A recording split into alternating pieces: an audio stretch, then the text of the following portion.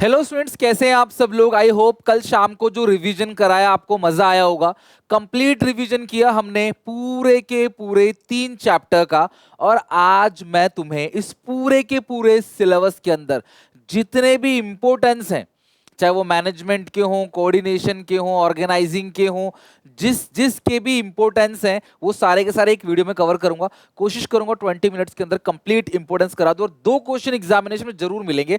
तो 6 to 8 marks आपने confirm करके चल सकते हो, कम से कम 6 नंबर इस वीडियो से। तो ध्यान से अच्छे से समझना। अगर आपको अच्छा लगा, पसंद आया, आप चाहते हो मैं सारे के सारे प्रोसेस, सारे के सारे डिफरेंस और सारे के सारे फीचर्स जितने भी पूरे सिलेबस के अंदर है उनको भी मैं 1 शॉट के अंदर करा दूं, तो मुझे कमेंट में जरूर लिखना। यकीन मानो बच्चों को सबसे ज्यादा प्रॉब्लम यही आती है, एक का इंपॉर्टेंस याद है, दूसरे का भूल गए। Feature, importance, process, merit, demerit, इसी में कंफ्यूज रहते हैं। तो इससे क्या होगा, ओवरऑल सिलेबस का एक बार कंप्लीट रिवीजन हो जाएगा। तो आप जैसे जैसे आगे चलोगे पुराना भूलोगे नहीं, ठीक है। एंड आई होप आपको स्ट्रेटेजिकल की पसंद आई होगी और आप उस अकॉर्डिंगली बंध चुके हो कि यार 4 दिन इस अकॉर्डिंग मेहनत करनी है। देखना क्लास 80 आउट ऑफ 80 की पूरी प्रिपरेशन होगी और आपके मार्क्स ही बहुत अच्छे आएंगे। तो बिना देरी के शुरू करते हैं सारे के सारे इंपॉर्टेंस।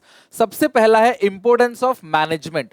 तो मैनेजमेंट का सबसे पहला इंपॉर्टेंस है, it helps in achieving organisation goal. Management help करता है ऑर्गेनाइजेशन के गोल को अचीव करने के लिए। मैनेजमेंट जो है इसका मेन ऑब्जेक्टिव ही यही है कि ऑर्गेनाइजेशन के गोल को अचीव करना। Not only organisation, personal goal और ग्रुप गोल को अचीव करना भी मैनेजमेंट का काम है। मैनेजमेंट एक डायनामिक ऑर्गेनाइजेशन क्रिएट करता है, it helps in creates a dynamic organisation. यहां पे एक लाइन बहुत इंपॉर्टेंट है, in an organisation resist change as it is often means moving from a familiar secure environment into a new and more challenging one. Generally लोग चाहते हैं, change पसंद नहीं करते, जो चल रहा है चलने दो। नए एनवायरनमेंट में कौन जाएगा, फैमिलियर है हम लोग ऑलरेडी इस एनवायरनमेंट से। तो मैनेजमेंट हेल्प करता है आपको नए एनवायरनमेंट में मूव करने के लिए। जो भी चेंजेस एक्सटर्नल एनवायरनमेंट में आते हैं, मैनेजमेंट हेल्प करता है उसको इंटरनल एनवायरनमेंट में लागू करने के लिए। इंक्रीज इन कोऑर्डिनेशन, और जितने भी केस स्टडी आएंगे ना वो भी इसी से कवर हो जाएंगे अच्छे से। तालमेल को बढ़ाता है मैनेजमेंट। मैनेजमेंट को पता है क्लास के अलग अलग ग्रुप है, अलग अलग ग्रुप में अलग अलग लोग काम कर रहे हैं, बट सबके सब एक ही ऑर्गेनाइजेशन से जुड़े हुए हैं और सबके सबका काम एक ही ऑर्गेनाइजेशन के गोल को अचीव करना। तो मैनेजमेंट तालमेल को बढ़ाता है। मैनेजमेंट सोसाइटी को डेवलप करने में हेल्प करता है, it helps in development of society through it's social objective.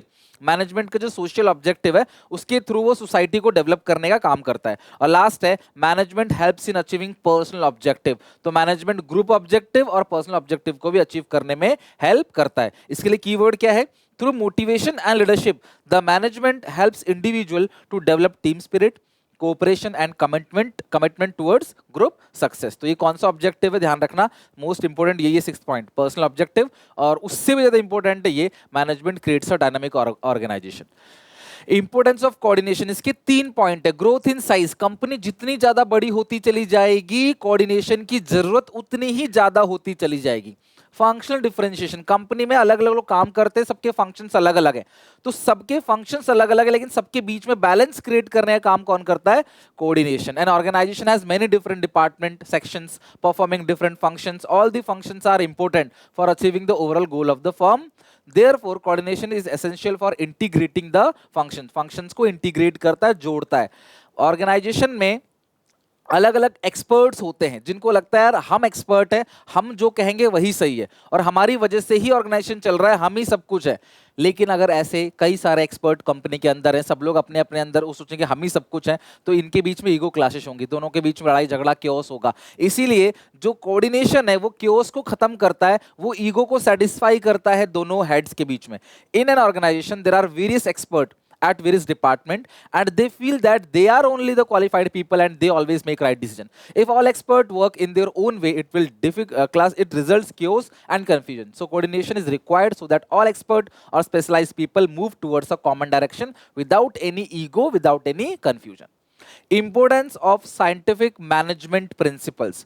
Management principles को फॉलो करोगे ना तो मैनेजमेंट प्रिंसिपल्स जो है वो साइंटिफिक डिसीजन है, यानी कि they emphasize logic, they emphasizes logic rather than blind faith. यानी लॉजिक होता है, ब्लाइंड फेथ साइंस हमेशा लॉजिक की बात करता है। Management decisions taken on the basis of principles are free from biased and prejudice, they are based on the objective assessment of the situation. ये line अगर आ जाए तो समझ जाना मैनेजमेंट प्रिंसिपल्स का कौन सा इंपॉर्टेंस है, साइंटिफिक डिसीजन। मैनेजमेंट प्रिंसिपल ना आप ऐसी आंख बंद करके लगा नहीं सकते, ये सिर्फ गाइडलाइंस देता है मैनेजर को, मैनेजर्स को हेल्प करता है अलग अलग डिफिकल्ट सिचुएशन में एक्शंस लेने के लिए। और अगला है fulfilling social responsibility. Management principles play an important role in fulfilling the responsibility towards management to do something for society. Management principles managers को इस लायक बनाता है और ये सिखाता है कि सोसाइटी के लिए भी काम करो, सोसाइटी को डेवलप करने में भी हेल्प करो, सोसाइटी की टुवर्ड्स भी आपकी कुछ रिस्पॉन्सिबिलिटी है। Optimum utilisation of resources. Management principles, जितने भी मैनेजमेंट के प्रिंसिपल्स है ना, वो हेल्प करते हैं मैनेजर्स को ताकि वो रिसोर्सेज का वेस्टेज ना करे। और कोई भी चेंजेस अगर एक्सटर्नल एनवायरनमेंट में आया है तो मैनेजमेंट प्रिंसिपल्स हेल्प करते हैं उन चेंजेस को इंटरनल एनवायरनमेंट में लागू करने के लिए। Importance of business environment. Business environment के इंपोर्टेंस क्या क्या है? सबसे पहला, enable the firm to identify opportunities at getting first mover advantage. आपने देखा हुआ क्लास में इसके एमसीक्यू भी करवा रहा हूं, तो आपको 1, 2, 3 चैप्टर में इसके काफी एमसीक्यू मिले भी होंगे। यानी कि आइडेंटिफाई करो अपॉर्चुनिटी को और फर्स्ट मूव, जिसने बाकियों से पहले शुरू कर दिया समझ लो वही फर्स्ट मूव है। यानी कि identify the enable the firm identify opportunity and getting first mover advantage. दूसरा है helps the firm to identify threats and getting early warning signal। early warning signal भी आपको मिल जाएगा अगर आप environment को स्कैन करोगे तो। assets को आप अरेंज कर पाओगे, helps in tapping and assembling resources। कोई भी चेंजेस अगर होता है तो उस चेंजेस को आप एडजस्ट कर पाओगे जल्दी से जल्दी। अगर आप एनवायरनमेंट को स्कैन करते हो ना, आपको लगता है कल को कोई ऐसा चेंज है जो हमारे लिए पॉजिटिव है, आप उस चेंजेस को एक्सेप्ट करोगे, अडॉप्ट करोगे। पॉलिसी और प्लानिंग में भी आपको हेल्प मिलेगा और इससे आपकी जो परफॉर्मेंस है वो भी बेहतर होगी। Importance of planning. प्लानिंग के बेनिफिट्स क्या है? इंपोर्टेंस मतलब बेनिफिट्स। तो सबसे पहला, प्लानिंग आपको डायरेक्शन देता है। अगर आप प्लानिंग नहीं करोगे ना, हर कोई अलग अलग दिशा में जाएगा। प्लानिंग करने से सारे के सारे एम्प्लॉयज जो है वो एक ही दिशा में चलते हैं, और वो दिशा कौन सी है? ऑर्गेनाइजेशन के गोल को अचीव करने की। Planning act as a guide for deciding what action should be taken in which direction। कौन सा एक्शन किस डायरेक्शन में ले, उसके लिए प्लानिंग क्या करता है? डायरेक्शन देता है। अगला है planning reduce the risk of uncertainty. Planning ना अनसर्टेनिटी की रिस्क को ना कहीं कम करता है। प्लानिंग हमेशा फ्यूचर के लिए किया जाता है और फ्यूचर अनसर्टेन है, लेकिन जब हम प्लानिंग करते हैं तो फ्यूचर के रिगार्डिंग बहुत सारे अजम्पशंस लेके चलते हैं कि फ्यूचर में ऐसा हुआ तो क्या होगा, ऐसा हुआ तो क्या होगा, ऐसा हुआ तो क्या होगा। जो भी चीज सोच सकते हैं, जो पॉसिबिलिटीज बन सकती हैं, उनको ध्यान में रख के प्लानिंग की जाती है। तो फ्यूचर में आने वाले शॉक्स और सरप्राइज को हम लोग क्या करते हैं? अब्सॉर्ब कर पाते हैं, कुछ हद तक कम कर पाते हैं। बेटा इसका जो इंपोर्टेंस है ना, ये बहुत इंपोर्टेंट है। ये लाइन पेपर में कई बार मल्टीपल टाइम पूछी गई है। Planning is an activity which enable the manager to look ahead and anticipate changes. और सबसे ज्यादा जरूरी यही जो मैं बता रहा था आपको, चेंजेस और events can not be eliminated. Future में होने वाले चेंजेस, जो चेंजेस है और जो इवेंट्स है, आप उसको एलिमिनेट नहीं कर सकते, but they can be anticipated and managerial response to them can be develop. तो आप एंटिसिपेट कर सकते हो कि फ्यूचर में क्या क्या चेंजेस होने वाले हैं, और उसके अकॉर्डिंग क्लास आप मैनेजरल रिस्पॉन्स रेडी कर सकते हो। आप चेंजेस खत्म नहीं कर सकते, लेकिन रेडी रह सकते हो। प्लानिंग नए नए आइडियाज को क्रिएट करता है, प्रमोट करता है। Since planning is the first function of management, new ideas can take shape into concrete plan. ये भी आता है इनोवेटिव आइडिया में, new ideas can take shape of concrete plans. ये हो गया इनोवेटिव आइडिया। और प्लानिंग कंट्रोलिंग के लिए क्लास बेस है, यानी planning is prerequisite for controlling. Controlling के लिए प्लानिंग बहुत जरूरी है। प्लानिंग इंश्योर करता है clarity in thoughts and action, work carried on smoothly without interruption. जो प्लानिंग है ना, वो क्लैरिटी लाता है थॉट के अंदर, एक्शंस के अंदर, ताकि आप जो काम कर रहे हो विदाउट इंटरप्शन काम करो। और लास्ट है प्लानिंग डिसीजन मेकिंग में हेल्प करता है। प्लानिंग ना हर एक जो डिसीजंस है उसके प्रोज देखता है, उसके कॉन्स देखता है, और आपको डिसीजन लेने में प्लानिंग काफी हेल्प करता है।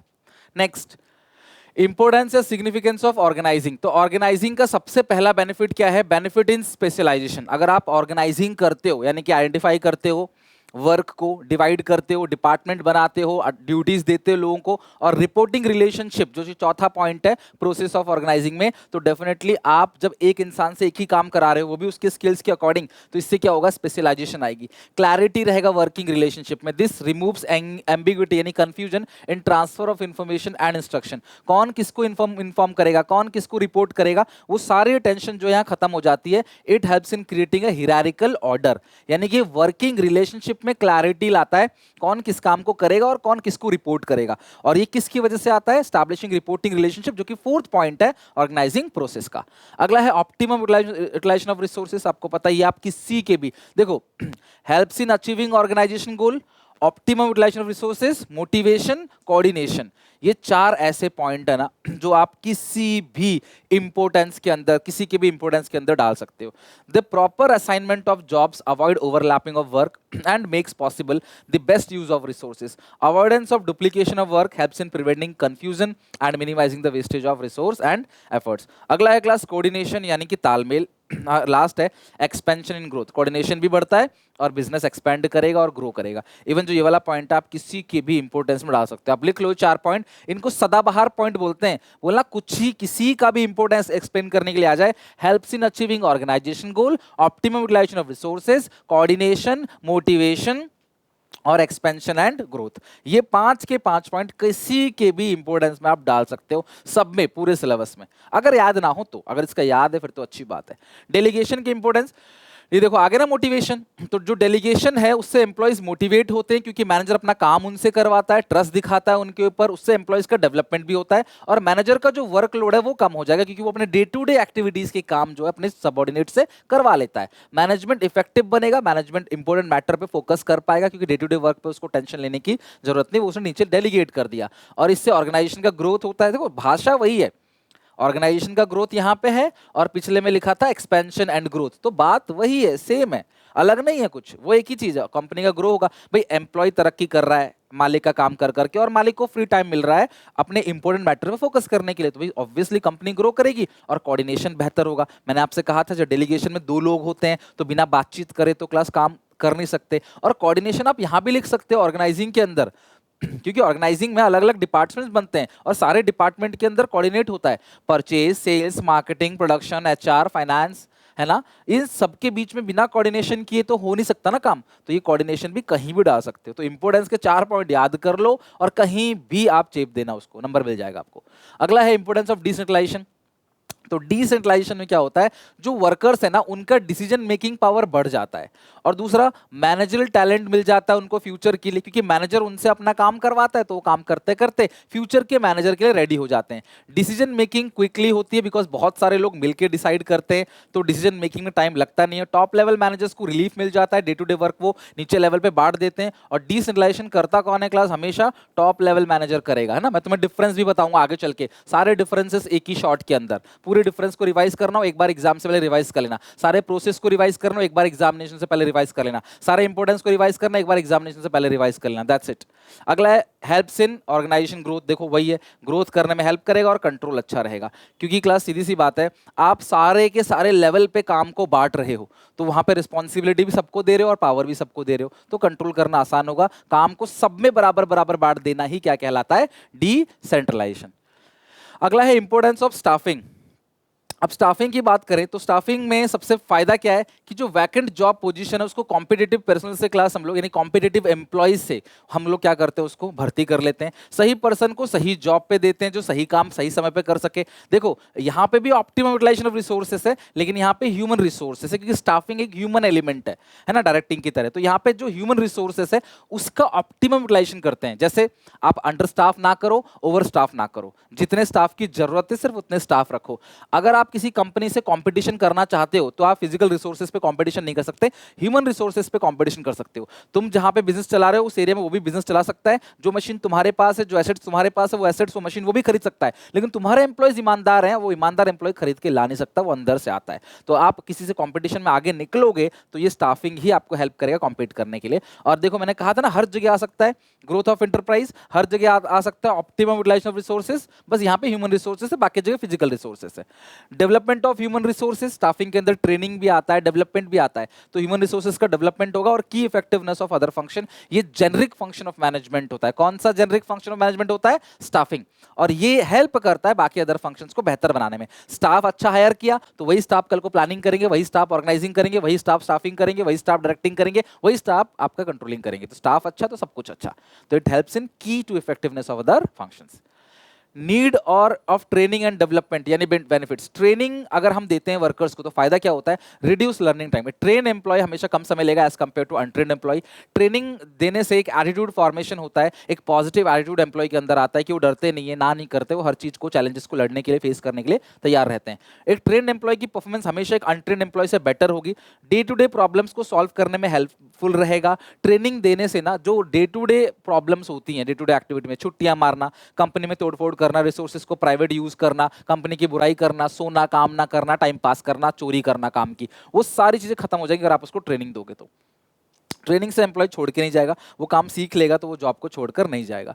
ट्रेनिंग से मैन पावर नीड को भी मैनेज किया जा सकता है। अगर आप कोई काम है उसके लिए नया बंदा हायर ना करके उस काम की ट्रेनिंग एग्जिस्टिंग बंदे को दे दो और उससे वो काम करा लो, तो ये भी हो सकता है। अगर बंदा नहीं मिल रहा है तो उसको ट्रेनिंग दे दो। और किसी भी प्रकार का चेंजेस है ना, उस चेंजेस को अडॉप्ट करने में भी ट्रेनिंग हेल्प करता है। लाइक कोई भी चेंज आता है तो ट्रेनर आपको ट्रेनिंग देगा, सिखा देगा उस चेंज के बारे में, ताकि आप उस चेंज को एक्सेप्ट कर लो और उससे डरो ना, भागो ना। तो ये सारे के सारे बेनिफिट्स है ट्रेनिंग के। लेकिन इसके अलावा ट्रेनिंग के बेनिफिट ना वो उस कंपनी के लिए थे, लेकिन एम्प्लॉयज खुद के लिए भी है। एम्प्लॉय अगर ट्रेनिंग लेगा ना तो एम्प्लॉय क्या करेगा, बेटर करियर ऑप्शन मिलेगा उसको, उसकी नॉलेज स्किल्स क्या होंगी, इंप्रूव होंगी, वो ज्यादा पैसे कमा पाएगा और उसका सेटिस्फेक्शन बढ़ेगा, मोराल भी बढ़ेगा, जॉब सिक्योरिटी मिलेगी उसको, और चांसेस हैं कि अगर वो ट्रेनिंग लेके आया है तो चांसेस आगे चल के उसका प्रमोशन हो जाए।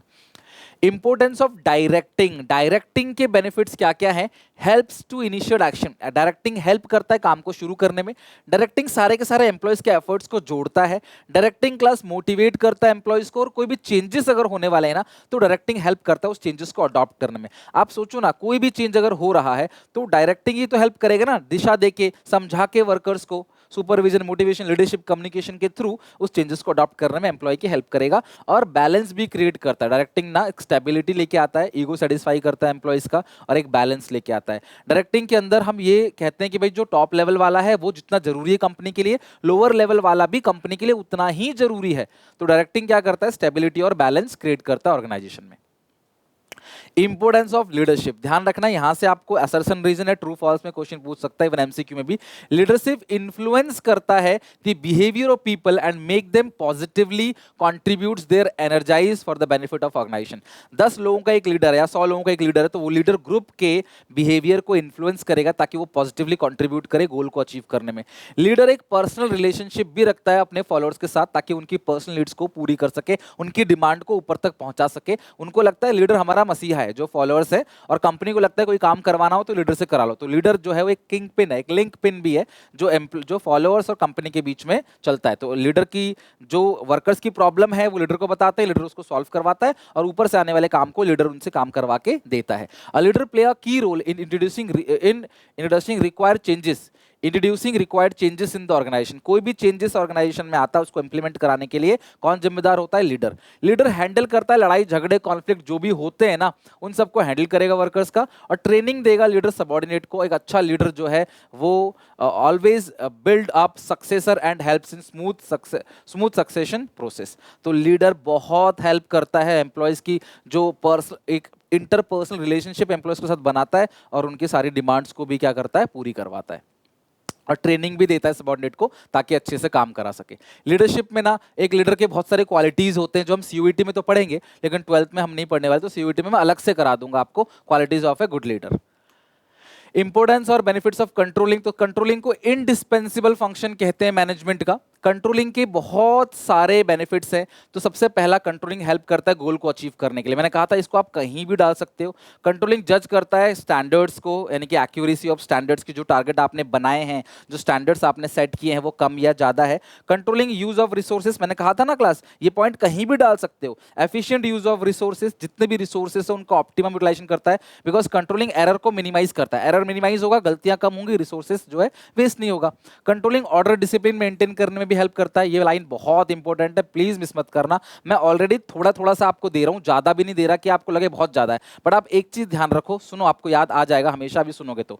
कंट्रोलिंग क्रिएट्स एक एटमॉस्फेयर, कंट्रोलिंग क्रिएट करता है ऑर्डर एंड डिसिप्लिन का ऑर्गेनाइजेशन में। तो समझ जाने ऑर्डर एंड डिसिप्लिन है। It helps to minimise dishonest behaviour. Controlling में ना एक कैमरे की तरह आपके ऊपर नजर रखी जाती है ताकि कोई भी डिसऑनेस्ट, बेईमानी वाला कोई भी काम हो ना, उसको खत्म किया जा सके। Close check on their activity, आपकी एक्टिविटी पे नजर रखा जाता है। कंट्रोल का मतलब यही है। कंट्रोल एरर को कम से कम करता है और कंट्रोल परफॉर्मेंस को इंप्रूव करेगा। तो यानी हेल्प्स इन ऑर्गेनाइजेशनल ग्रोथ। तो ये पॉइंट हर जगह है। कम्युनिकेशन भी लिख सकते हो। अगर मैनेजर तुम पे कंट्रोल कर रहा है तो मुंह बंद करके थोड़ी करेगा, कम्युनिकेट तो करेगा ना कहीं। आपकी गलती को सुधारने के लिए आपसे कम्युनिकेशन भी तो बनाना पड़ेगा। तो ये भी आप लिख सकते हो। तो अगर आप कोई पॉइंट भूल जाते हो, जो 4 सदाबहार पॉइंट मैंने तुमको बताए, वो तुम कहीं ना कहीं डाल देना, आप छोड़ के मत आना। कसम खा लो कि एक सिंगल नंबर का छोड़ के नहीं आएंगे पेपर में। Financial planning part B. Financial planning मतलब फ्यूचर के लिए प्लान करना, कितने पैसों की जरूरत होगी, कहां कहां से पैसे उठाएंगे, किस तरीके से यूज करेंगे ताकि कंपनी स्मूथली चल सके। इसी को तो कहते हैं प्लानिंग। जब आप फ्यूचर के लिए आज से सोच लेते हो कल कितने पैसों की जरूरत पड़ेगी, यही हो गया फाइनेंशियल प्लानिंग। और उस कैसे खर्च करोगे, तो यही है। तो सबसे पहला आप ऑप्टिमम फंड्स कलेक्ट करो, जितना पैसा तुम्हें चाहिए मार्केट से उतना ही उठाओ, ज्यादा नहीं कम नहीं। मोस्ट अप्रोप्रिएट कैपिटल स्ट्रक्चर्स जो है वो बनाओ कि आपके कैपिटल में डेट कितना होगा, कितना पैसा बाहर वालों को होगा, कितना पैसा आपका इक्विटी होगा, अपना होगा। सही पैसे को राइट प्रोजेक्ट में लगाओ, प्रॉपर तरीके से यूटिलाइजेशन करो और फ्यूचर के लिए प्लानिंग बनाते हो ना, तो शॉक्स और सरप्राइज जो है ना वो कम हो जाते हैं। अगर आप फ्यूचर के लिए प्लानिंग करोगे ना कि फ्यूचर में मुझे इतने पैसों की जरूरत पड़ेगी, तो ऑब्वियसली क्लास फ्यूचर में आपको झटका लगेगा नहीं। आप सारी चीजों को लेके चलोगे और ये आज की रिक्वायरमेंट को कल की रिक्वायरमेंट से कनेक्ट करता है कि आज इतने पैसों की जरूरत है तो कल कितने पैसों की जरूरत होगी। Importance of consumer protection. Consumer को प्रोटेक्ट करने की जरूरत क्यों है कंज्यूमर पॉइंट ऑफ व्यू से, कि कंज्यूमर को पता ही नहीं है उसके राइट्स क्या है, रिस्पॉन्सिबिलिटी क्या है। कंज्यूमर ऑर्गेनाइजेशन हमारी कंट्री में बहुत कम है और बहुत ज्यादा एक्सप्लॉयटेशन कंज्यूमर का होता है। इसीलिए कंज्यूमर के पॉइंट ऑफ व्यू से कंज्यूमर को प्रोटेक्ट करना बहुत ज्यादा जरूरी है। लेकिन उससे ज्यादा जरूरी है बिजनेस पॉइंट ऑफ व्यू से। अगर तुम एक बिजनेसमैन हो ना, तो तुम्हें कंज्यूमर को सेटिस्फाई करना, उसको लूटना नहीं है, उसको वैल्यू देनी है। अगर वो 1 रुपए दे रहा है तो उसको 1.25 रुपए की वैल्यू दो। अगर वो 100 रुपए दे रहा है तो उसको 110 रुपए की वैल्यू दो, सो दैट वो बार बार रिपीट सेल्स कराए, आपकी गुडविल बढ़ेगी, इमेज बढ़ेगी और ब्रांड बन जाएगा। आज एप्पल का नाम इतना ज्यादा क्यों हो गया? कस्टमर सेटिस्फेक्शन की वजह से। आप भले ही 1.5 लाख का फोन खरीदते हो लेकिन सेटिस्फेक्शन मिलता है आपको, हाँ, but exception is always there, but maximum लोगों को मिलता है, तभी वो बिजनेस सक्सेसफुल है। तो company long term interest of business, यानी कि अगर आप कंज्यूमर के इंटरेस्ट को प्रोटेक्ट करोगे तो लॉन्ग टर्म में आपका फायदा होगा। Enlightened business realise that it is their long term interest to satisfy their consumer. अपने ग्राहक को सेटिस्फाई करना आप ही के लॉन्ग टर्म इंटरेस्ट के लिए, आप ही का फायदा है। आप सोसाइटी के रिसोर्सेज को यूज करते हो तो सोसाइटी के भले के लिए भी आपको काम करना है, क्योंकि सोसाइटी ही आपकी कस्टमर है। सोसाइटी के रिसोर्सेज को आप यूज कर रहे हो तो उनके भले के लिए काम करना है। मोरल जस्टिफिकेशन, ये आपकी एक सामाजिक दायित्व भी है, जिम्मेदारी भी है, किसी के साथ गलत ना करना, गलत सामान ना बेचना, ये ध्यान रखना। मोरल जस्टिफिकेशन में ये पॉइंट आ सकता है। Thus, a business must avoid unscrupulous, exploitative, unfair trade practices like defective and unsafe product, adulteration, false and misleading advertisement, hoarding, black marketing, etc. Government intervention. A business engaging in any form of exploitative trade practices would invite government intervention or action. अगर आप चाहते हो कुछ गलत करो तो आपकी image को टार्निश करेगी कंपनी, सरकार आपके बिजनेस में टांग अड़ाएगी, आपके ऊपर अलग अलग धाराएं लगाएंगी और फिर आपका बिजनेस जो है वो खत्म हो जाएगा। तो बिजनेस के पॉइंट ऑफ व्यू से बहुत ज्यादा जरूरी है कंज्यूमर को प्रोटेक्ट करना। तो importance of consumer protection is more class beneficial for businessman, ना कि कंज्यूमर। कंज्यूमर तो थोड़ा सा लूट लोगे, चला जाएगा, दोबारा नहीं आएगा, लेकिन तुम्हारा बिजनेस बंद हो सकता है अगर तुम ग्राहकों को लूटोगे। तो उनके इंटरेस्ट को प्रोटेक्ट करना आप ही की जिम्मेदारी है। That's it. तो मैंने कोशिश करी कि इन शॉर्ट आपको पूरे का पूरे चैप्टर में जितने भी इंपॉर्टेंस है सब कुछ समझा सकूं। आई होप आपने अगर तसल्ली से वीडियो देखा हो तो मजा आया होगा। अच्छा लगा लाइक करना, शेयर करना अपने दोस्तों में, और बहुत सारी वीडियोस आने वाली हैं। आज कमेंट सेक्शन में क्लास मुझे कमेंट करो आपको किस टॉपिक पे वीडियो चाहिए, और मैंने ऑलरेडी आपको स्केड्यूल शेयर कर दिया है कि डेली बेसिस पे क्या क्या वीडियोस आने वाला है। अगर आप उतना कर लोगे ना, कोई ताकत नहीं क्लास जो आपको 80 लाने से रोक दे आउट ऑफ 80। मेहनत करो, पढ़ते रहो, आगे बढ़ते रहो। मिलते हैं नेक्स्ट वीडियो में। Till then take care, bye bye. बिल्कुल थकना नहीं, रुकना नहीं, हारना नहीं है। एग्जाम गैप में दबा के मेहनत करनी है ताकि आप बाद में एंजॉय कर सको। Work hard and then party harder.